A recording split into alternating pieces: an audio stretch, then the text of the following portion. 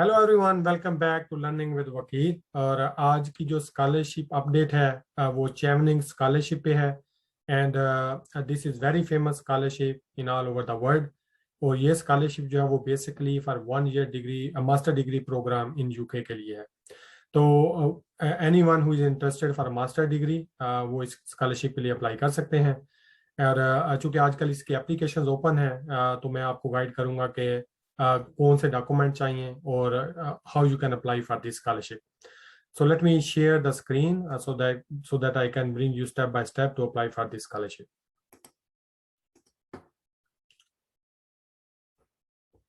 Okay, so सबसे पहले तो ये जो वेबसाइट है, जो यू कैन सी कि मैंने पहले ही ओपन की हुई है, तो ये मैं जो लिंक है वो मैं बेसिकली जो है वो शेयर कर दूंगा डिस्क्रिप्शन बॉक्स में। तो वहां से आप you can just click and you can just browse this page.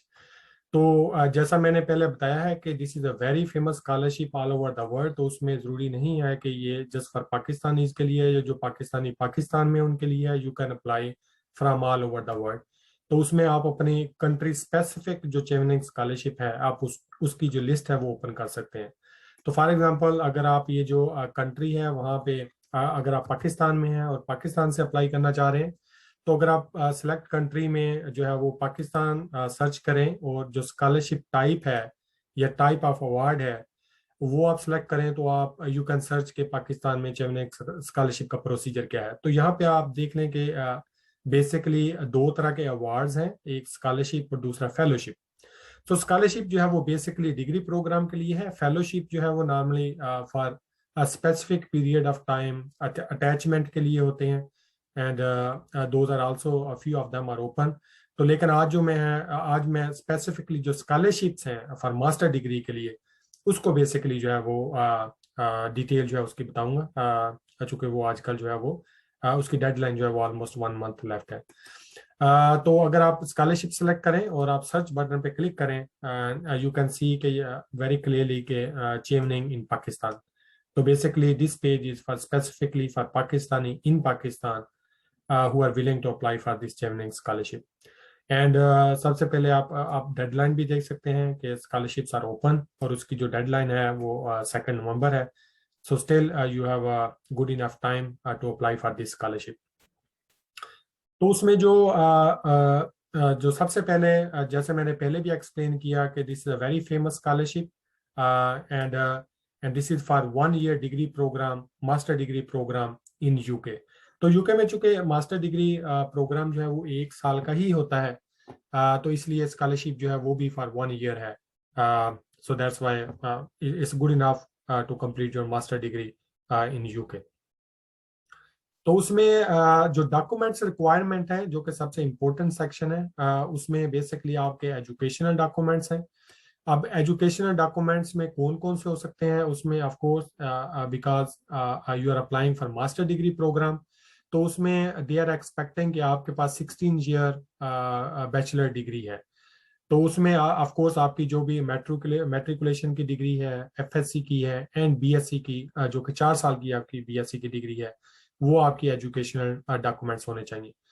तो मैं यहाँ पे ये भी ऐड करना चाहूंगा कि it's not just educational documents. Before this you must have a passport, end of course that is international travelling document. तो वो पासपोर्ट भी आपके पास होना चाहिए, ताकि आप उसका नंबर जो है वो यूज कर सकें जहाँ पे भी रिक्वायर्ड हो। तो सेकंड जो इम्पोर्टेंट डॉक्यूमेंट की रिक्वायरमेंट है वो रेफरेंसेस हैं। तो ये basically at the start of application, जब आपने एप्लीकेशन फिल करनी है, तो आपको बेसिकली रेफरेंस लेटर उस पॉइंट पे नहीं चाहिए। आपको उस पॉइंट पे सिर्फ दो जो आपके रेफरीज हैं उनकी डिटेल चाहिए, जो आपने एप्लीकेशन में इंसर्ट करनी है। और ये रेफरी आप कौन हो सकते हैं? बहुत मोस्ट ऑफ द टाइम जो है वो लोग इसको रॉन्गली जो है वो इंटरप्रेट करते हैं कि ये they must be from academics, जिन्होंने आपको पढ़ाया हो। ऐसा नहीं है। रेफरीज जो है वो कोई भी पर्सन हो सकता है जो आपको टेस्टिफाई कर सके कि I know this candidate and he is the best suitable person for this scholarship. तो कोई भी बेशक वो एकेडमिक से हो, या वो किसी इंडस्ट्री से हो, या वो आपका मैनेजर हो, कोई भी वो बंदा जो इस बात को टेस्टिफाई कर सके कि वो आपकी एबिलिटीज को या स्किल्स को जो है वो जानता है, and you are the best person for this scholarship, and that person can be your referee for this application. तो इसमें 2 रेफरी जो है वो आपको चाहिए। और जो लास्ट एंड इम्पोर्टेंट रिक्वायरमेंट है वो ये है कि आपके पास अनकंडीशनल यूके यूनिवर्सिटी का मास्टर का एडमिशन का ऑफर लेटर भी हो। तो यहाँ पे आपको इस स्पेसिफिक रिक्वायरमेंट के लिए पैनिक होने की जरूरत नहीं है। उसकी रीजन ये है कि एज यू नो कि UK is a hub for education. तो उसमें आप किसी भी यूनिवर्सिटी में अगर सेल्फ पे अप्लाई करें, you can get admission very easily. और उसमें वो आपको लेटर भी दे देते हैं इफ यू मेंशन कि you are applying for a scholarship. तो I think that this is not very difficult. You can easily get offer letter from university. तो ये तो डॉक्यूमेंट्स रिक्वायरमेंट्स हैं जो आपको बेसिकली चाहिए to start the application. So now before going to the application procedure, मैं आपको timeline जो है वो शेयर करना चाह रहा हूँ कि timeline basically when you are expecting some response from Chevening organisation. तो यहाँ पे अगर आप रिक्वायर्ड डॉक्यूमेंट्स में देखें तो यहाँ पे एक और टैब है जिसको आप क्लिक करके जो है वो नई विंडो ओपन कर सकते हैं। ये बेसिकली चेवनिंग एप्लीकेशन टाइमलाइन है। इस पे अगर आप क्लिक करें, you can see the detailed timeline of this scholarship. तो ये बेसिकली स्कॉलरशिप ओपन हुआ था, एप्लीकेशन ओपन हुई थी अगस्त में, और एज ए एक्सप्लेन अर्लियर कि इसकी जो डेडलाइन है वो 2 नवंबर है। You have to fill the application by 2 November. तो वो कोई इतनी टफ एप्लीकेशन नहीं है। बेसिकली जस्ट आपकी जो आपकी डिटेल्स हैं या आपके एजुकेशनल डिटेल और कुछ क्वेश्चन हैं जो आपने बेसिकली फिल करने हैं। So no need to worry, it's good enough time to fill up the application. तो 2 नवंबर इसकी डेडलाइन है, एंड 3 नवंबर से जो है वो बेसिकली इसकी जो है वो एप्लीकेशन की जो एलिजिबिलिटी क्राइटेरिया है they will check across that. And November और दिसंबर में जो है वो बेसिकली जो असेसमेंट है वो स्टार्ट होगी। वो जो कमेटी है इसकी वो असेस करेगी एप्लीकेशन को। And you can expect some reply in somewhere in February next year. अगर आपकी एप्लीकेशन जो है वो फर्स्ट स्टेज में सक्सेसफुल हो जाती है, कमेटी जो है वो उसको अप्रूव कर देती है, they will call you, they will ask you to book the appointment for interview. So this is where you can get, जहाँ पे जो है वो आपको पहले कोई भी करस्पॉन्डेंस जो है वो चेवनिंग ऑर्गेनाइजेशन से जो है वो रिसीव होगी।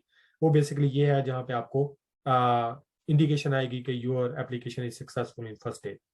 तो जैसे ही आपको ये ईमेल आती है to arrange the interview, at the same time वो आपको कहेंगे कि आपने बेसिकली जो है वो रेफरेंसेस लेटर जो है और एजुकेशनल डॉक्यूमेंट जो है वो भी आपने अपलोड करने हैं। तो अब इसमें इंपॉर्टेंट ये है कि वो जैसा कि मैंने पहले बताया था कि at the start of the application आपने सिर्फ वो जो आपके रेफरी थे उनकी डिटेल दी थी। यहाँ पे आपने उनसे वो रेफरेंस लेटर लेके आपने खुद अपलोड करने हैं। तो दिस इज बिट डिफरेंट, क्योंकि कुछ स्कॉलरशिप्स में ये होता है कि वो आप जो आपका रेफरी है उसके पास एक लिंक जाता है, एंड उन्होंने वो लिंक के थ्रू जो है वो अपने जो भी लेटर वगैरह है वो अपलोड करना होता है आपके लिए, और आपको इंडिकेशन आ जाती है कि your letter is uploaded by your referee.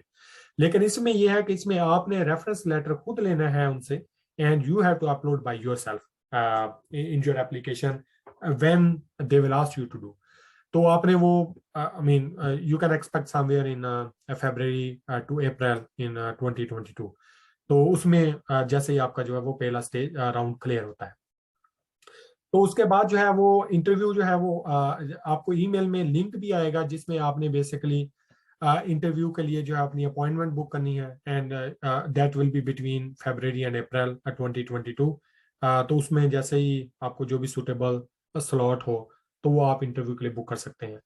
And I will try to prepare another video जो जिसमें बेसिकली मैं एक्सप्लेन करूंगा कि आप किस तरह के क्वेश्चन जो है वो एक्सपेक्ट कर सकते हैं इंटरव्यू में। तो वो मैं अर्ली नेक्स्ट ईयर करूंगा जब ये इंटरव्यू जो है वो करीब होंगे। तो उसके बाद जो जून में जो है वो बेसिकली रिजल्ट अनाउंस होगा जून 2022 में, and if you are lucky enough you will be offered scholarship somewhere in 14th of July, and you will be in UK in September or October next year to start your master degree. So this is the whole timeline. So very important point जो मैं यहाँ पे highlight करना चाह रहा हूँ वो ये है कि you can C very clearly कि ये एटलीस्ट जो है वो 1 साल का प्रोसेस है। अब देखेंगे, अभी आप अक्टूबर में अप्लाई कर रहे हैं एंड आपको जो एडमिशन मिलेगा या जो स्कॉलरशिप मिलेगा वो नेक्स्ट ईयर अक्टूबर में मिलेगा। तो यहाँ पे लेसन लर्न है वो ये है कि don't just apply into one scholarship and wait for the result. क्योंकि लेट्स से अगर आप अल्लाह ना करे, आई मीन अगर आपका जो है वो स्कॉलरशिप जो है वो सक्सेसफुल नहीं होता, तो then you will waste your 1 year. तो आपका वो 1 साल जो है वो जाया हो जाएगा। तो then you will start applying again. तो की पॉइंट ये है कि आप अप्लाई करें as much as scholarships you can, and then अगर आपके पास एंड पे जो है वो 4-5 अपॉर्चुनिटीज हैं, then you can choose the best one. तो don't just apply into one and wait for results, apply as much as you can. तो ये तो थी overall guideline, timeline for the scholarship. तो अगर मैं आप बैक जाऊं ताकि मैं आपको जो है वो एप्लीकेशन का प्रोसीजर दिखा सकूं, तो अगर आप नीचे जाएं, टाइमलाइन मैंने आपको ऑलरेडी एक्सप्लेन कर दी है कि जो जो टाइमलाइन है इट्स ऑलमोस्ट 1 ईयर प्रोसेस। तो यहाँ पे आप जो लास्ट टैब है वो उसमें आप देख सकते हैं कि इसका गाइडेंस है एप्लीकेशन की। तो उसमें दो मेजर जो है वो उन्होंने हाईलाइट की हैं, दो मेजर पैरामीटर के लिए जो गाइडेंस है। एक तो रेफरेंसेस हैं जो मैंने ऑलरेडी आपको एक्सप्लेन कर दिए हैं, और दूसरा इंटरव्यूज है जो कि you can expect somewhere February next year, अगर आपकी एप्लीकेशन जो है फर्स्ट स्टेज में क्लियर हो जाती है। तो एज आई एक्सप्लेन कि मैं इस पे जो है वो एक और वीडियो बनाऊंगा early next year, so that I can guide you about the interview के उसमें किस तरह के क्वेश्चन हो सकते हैं and how you can handle some like non-familiar questions। तो अब जो लास्ट स्टेप है वो एप्लीकेशन प्रोसीजर, एप्लीकेशन स्टार्टअप का है कि आप कैसे एप्लीकेशन स्टार्ट कर सकते हैं और कैसे आप अपना लॉगिन क्रिएट करेंगे। तो उसमें you can see over here, यहाँ पे एक टैब है आवर गाइडेंस के नाम से, अंडर एप्लीकेशन गाइडेंस। तो अगर आप इस पे क्लिक करें तो एक और विंडो ओपन होगी रिगार्डिंग एप्लीकेशन गाइडेंस। तो इसमें वो सारे पॉइंट्स हैं जो मैंने एक्सप्लेन भी किए हैं आपको, और you can see it again under different like tabs. लेकिन वो सारी इंफॉर्मेशन वही है जो मैंने ऑलरेडी एक्सप्लेन कर दी है। तो अगर आप इधर राइट साइड पे देखें तो under guidance on your right, sorry, on your right under guidance, तो you can see over here online application का यहाँ पे जो है वो एक टैब है ऑनलाइन एप्लीकेशन सिस्टम, जहां से आप जो है वो अपनी एप्लीकेशन स्टार्ट कर सकते हैं। तो अगर आप इस पे क्लिक करें तो ये बेसिकली जो है वो आपकी ऑनलाइन एप्लीकेशन सिस्टम ओपन हो जाता है, जिसमें उन्होंने टिप्स बताए हैं to for a successful online application. तो उसमें सबसे आई थिंक ये टिप्स जो है बड़े इंपॉर्टेंट है, मैं इनको थोड़ा सा एक्सप्लेन भी कर देता हूँ। तो उसमें जो फर्स्ट टिप है वो ये है कि आपने जो है वो गूगल क्रोम यूज करना है, क्योंकि समटाइम ये होता है कि बहुत सारी जो एप्लीकेशंस हैं with in your online application वो दूसरे जो ब्राउजर्स हैं उन पे वो ओपन नहीं होती। तो it's good to use the recommended web browser. तो अगर आपके पास गूगल क्रोम नहीं है तो you can just download and use the Google Chrome. And second one ये है कि when you are completing the application तो try to use the full size window screen. तो उसमें आप मिनिमाइज करके, समटाइम होता है कि दो डॉक्यूमेंट आप पैरेलल में ओपन करके काम करते हैं, तो वो that's good in writing some papers और एप्लीकेशंस और सम अदर प्रपोजल। लेकिन जब आप एप्लीकेशन फिल कर रहे हो तो रिकमेंडेड ये है कि आप इसको फुल साइज विंडो में फिल करें ताकि कोई गलती ना हो सके आपकी। और जो third point I think it's a most important point कि आपने बैक या फॉरवर्ड का बटन जो यहाँ पे आपके लेफ्ट टॉप पे है वो यूज नहीं करने। फॉर एग्जांपल अगर आप किसी पेज पे हैं तो आप उस वहाँ पे जो है वो एप्लीकेशन फिल कर रहे हैं, तो यू रियलाइज कि आपने जो पिछले पेज पे जो है कोई इंफॉर्मेशन इंसर्ट किया जो रॉन्ग है, तो आपने वो टॉप लेफ्ट बटन से उसको बैक नहीं करना, बल्कि at the end of the application, at the bottom of the application at that page, there will be a button to go that will bring you to the back page to the previous page।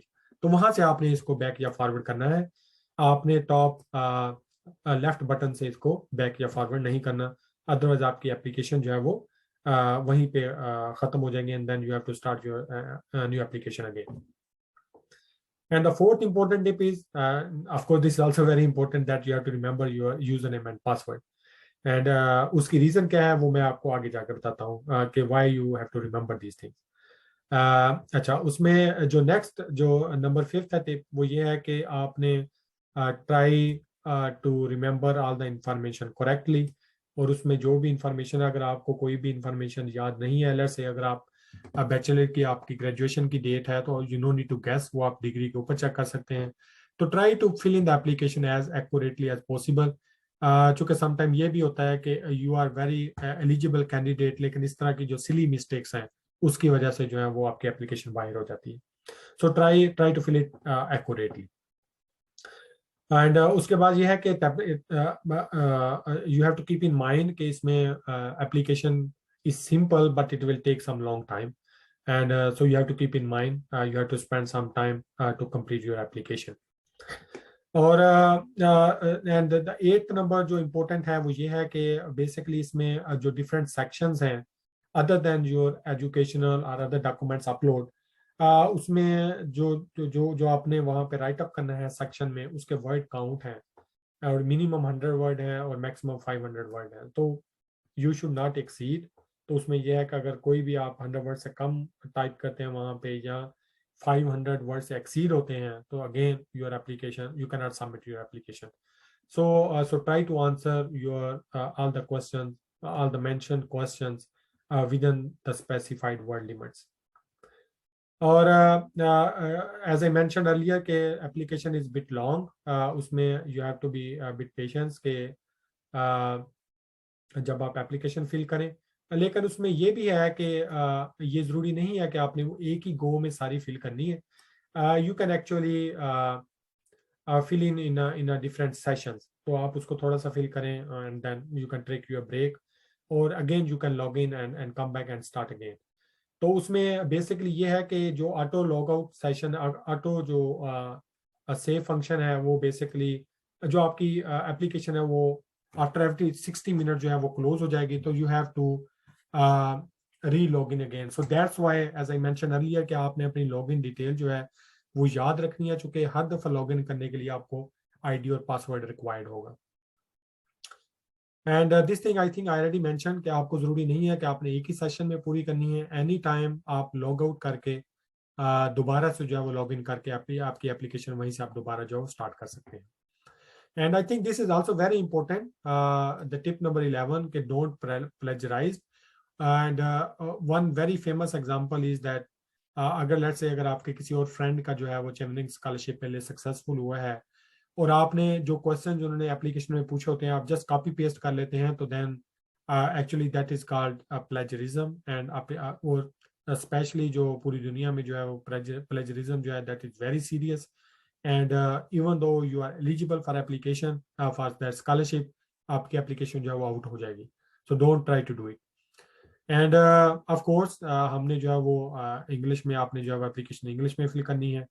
And और जो next important point है वो ये है कि आपने जो भी डॉक्यूमेंट्स वगैरह अपलोड करने हैं मेक श्योर कि उन्होंने जो स्पेसिफाइड फॉर्मेट्स हैं और जो साइज है डॉक्यूमेंट का विद इन दैट लिमिट आपने वो अपलोड करने हैं. ब्लाइंडली आपने डॉक्यूमेंट किसी और फॉर्मेट में या बिगर साइज अपलोड नहीं करने, चूंकि वो आपकी एप्लीकेशन सक्सेसफुली सबमिट नहीं होगी. तो keep remember that once you are ready and you feel that you uploaded all the documents correctly in order and you filled all the question answer sections, then only you submit the application. क्योंकि जब वो एक दफा submit हो जाए आप उसको दोबारा से चेंज नहीं कर सकते. And as I mentioned, remember you can only submit one application और वो जो आपकी फर्स्ट एप्लीकेशन है सिर्फ उसी को entertain करेंगे. So be careful. Of course, you can apply next year, but you cannot change. You cannot submit two application in the same year. So try to submit. Time ले आप application को fill करने का, लेकिन try to submit as accurate application as possible.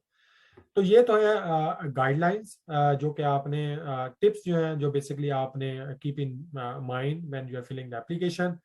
तो जब आपके पास सारे डॉक्यूमेंट्स रेडी हैं and you are mentally prepare to start the application, तो ये बटन है go to the online application. इस पे अगर आप क्लिक करें तो जो चेवनिंग स्कॉलरशिप की जो लॉगिन विंडो है वो बेसिकली ओपन हो जाएगी। तो चूंकि आप फर्स्ट टाइम यूजर हैं, so you have to start from registered here, you are new to the system. लेकिन जब आप ऑलरेडी आपने रजिस्टर्ड कर लिया हुआ है, जब आप दूसरी दफ़ा लेट्स से आपने कुछ part of the application fill किया है and then you just log it out and दोबारा से आप आते हैं उसको फिल करने के लिए, तो then you just have to fill in the email and the password and log in, it will bring you to the same application again. तो लेकिन फर्स्ट टाइम में आपने इसको पहले रजिस्टर करना है अपनी डिटेल्स को to create the account and then you can log in with that account to start the application. तो इसमें अगर आप क्लिक करें रजिस्टर के ऊपर, तो यू कैन सी ये यहाँ से बेसिकली आपकी एप्लीकेशन जो है वो स्टार्ट हो जाती है, जहाँ पे आपने अपनी पूरी जो है वो डिटेल फिल करनी है। इसमें बेसिकली आपकी अपनी डिटेल है, ईमेल है। तो उसमें जो बेसिकली जो रेड स्टैरिक के साथ हैं वो हैं वो बेसिकली एरियाज हैं जिसमें आपने इंफॉर्मेशन कंपलसरी है फिल करना, नेसेसरी है, उसके बगैर आपकी एप्लीकेशन जो है वो स्टार्ट नहीं हो सकती। So once you fill this form, you can just click on submit and that's it. You already created your uh, login, and then you can use this login detail, your email and the password to log in to the system again and to start your application. And that's it. And so you can start your application and you can fill all the detail whatever is required. And once you feel that everything is filled accurately, all the documents जो भी require हैं वो आपने upload कर दिए हैं, just submit the application and then wait for the result. So I hope कि video जो है वो यूजफुल थी and you can fill the application accurately for Chevening scholarship. So best of luck for the scholarship application and scholarship, and stay tuned with the scholarships update.